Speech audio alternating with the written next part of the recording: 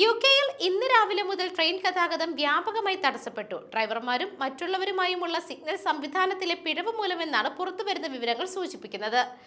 Elizabeth Line, Gatwick Express, Great Northern, ScotRail, South Eastern, Southern, South Western Railway, Thameslink സർവീസുകളെല്ലാം ബാധിച്ചിട്ടുണ്ട്.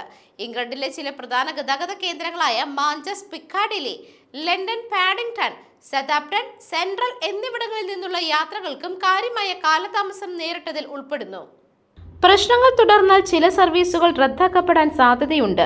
അടിയന്തര സാഹചര്യങ്ങളിൽ ആശയവിനിമയം നടത്താൻ ഉപയോഗിക്കുന്ന ഓൺബോർഡ് GSMR റേഡിയോ സിസ്റ്റത്തിന്റെ തകരാറാണ് പ്രശ്നമെന്ന് നാഷണൽ റെയിൽ പറഞ്ഞു.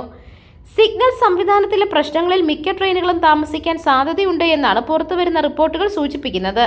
വെള്ളിയാഴ്ച രാവിലെ മിക്ക സർവീസുകളുടെയും കാലതാമസം 15 മിനിറ്റിൽ കൂടുതലാവില്ല. എന്നാൽ ചില സേവനങ്ങൾ 1 മണിക്കൂർ വരെ വൈകുകയും ചെയ്തു. News desk, മെഗ്നവിഷൻ.